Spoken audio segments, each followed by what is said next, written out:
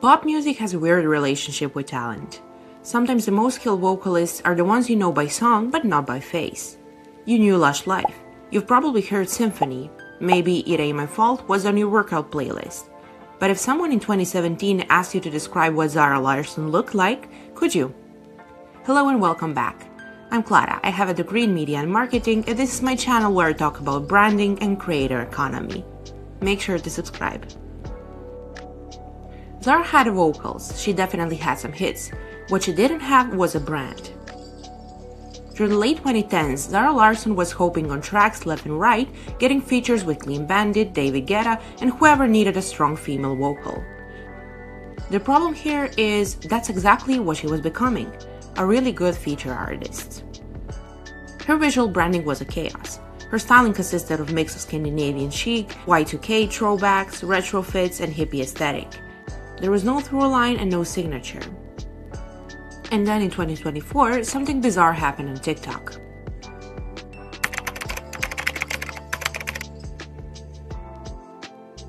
A weird trend took over TikTok.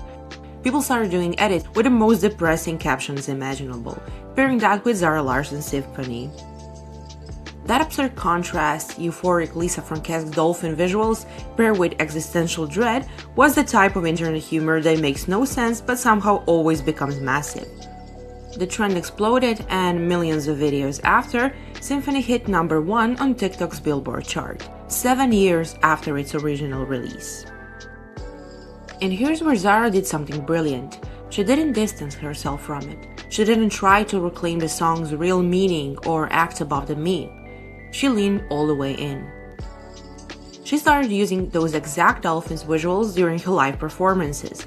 She posted her own versions of the meme and literally said, trying to think of ways to milk this dolphin trend so I can sell my US tour.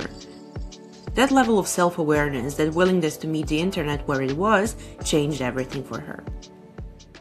Oh, you know what's funny? I feel like subconsciously or not, the symphony trend last year with the dolphins, like the Lisa Frank core, and the fact that it was so bold and vivid and bright and happy, that really, really spoke to me. Oh my gosh. That meme could have been a one-off joke, but Zara turned that into a foundation of her entire rebrand. When it came time to release her 5th studio album Midnight Sun, she doubled down on that colorful maximalist mermaid aesthetic the meme had accidentally created for her. Zara completely changed her look. She partnered with Lisa Frank, the queen of rainbow animal artwork, for a special edition of the album. And then we did a full circle because Lisa Frank then did a exclusive cover for my album. Yeah, I think coming from Sweden, which is usually very sleek, minimalistic, toned down, a lot of black, a lot of like not very bold and experimental. I feel like I've tried to do that a little while, or like try to be, I guess, more like fashion in a way, but deep down, I'm just a tacky girl. Like, give me the crystals. I love that. Everything about this new visual identity screamed joy, color, and summer forever. In interviews, Zara admitted the neon Y2K vibe wasn't her original plan for the album. But the viral moment stayed with her and guided her creative direction, and she was smart enough to recognize that sometimes the internet knows what you need better than you do. Here's one more important detail. Zara didn't just pick any aesthetic. She picked Y2K maximalism right when the trend was peaking. After years of neutral minimalistic trends, the culture is craving color and personality. Zara's makeup artist Sophia Sinote created these larger-than-life, bright glam looks, so every performance also became a visual opportunity. Summer that never ends is exactly what people want after years of muted, minimalistic content.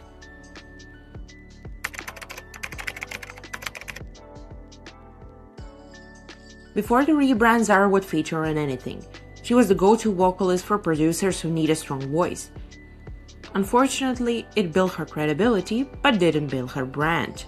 Post-rebrand, she's using those collaborations strategically, targeting only moments that will 100% go viral. For example, her collab with Pink Panthers on the Stateside remix. Pink Panthers is one of the biggest rising stars in pop right now, and especially with American audiences. By jumping on that track, Zara positioned herself directly in front of a younger, extremely online fan base. The music video that literally shows their two aesthetic is a visual representation that Zara understands collabs as a strategic tool for exposure. She's not scattering her energy across random features anymore, but picking her moments. And then there's tour strategy. She spent the summer and fall of 2025 opening for Tate McRae's Miss Possessive tour across the United States. People were shocked by her live vocals, her stage presence, and her dancing.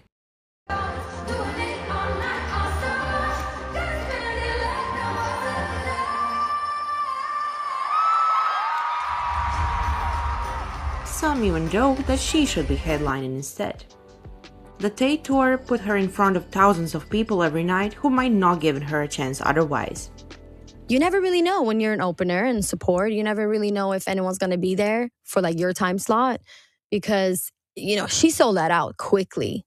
So it's like, ooh, is anyone going to come and see me?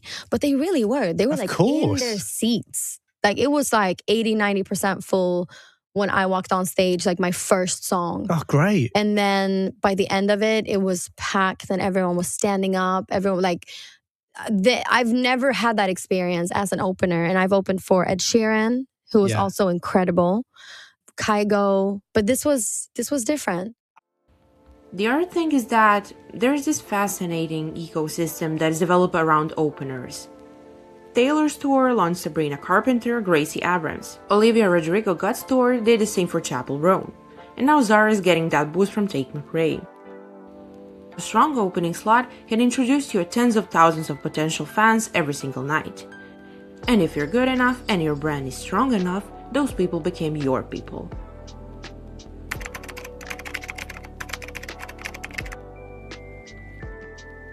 Zara's rebrand isn't happening in a vacuum. She's part of a massive cultural shift in how pop stardom works. Look at who is dominating pop music right now. Sabrina didn't have her big moment until 2024 with Short and Sweet, despite releasing 5 albums before that. Chapel Roan, on the other hand, was dropped by her label and almost gave up on music entirely before Good Luck Babe changed everything. Even Charlie, who's been making music since 2013, only became a household name with Brat in 2024. That's not an overnight success. They are experienced artists who put in a decade of work before the industry and the culture were finally ready to give them a moment. And there's reason for that. People are tired of industry plans. They want artists who can deliver live, who can understand their brand, and musicians who have been through enough to have something real to say. And Zara fits that model perfectly. The culture is craving maximalism and joy, and she showed up at exactly the right moment with exactly the right rebrand.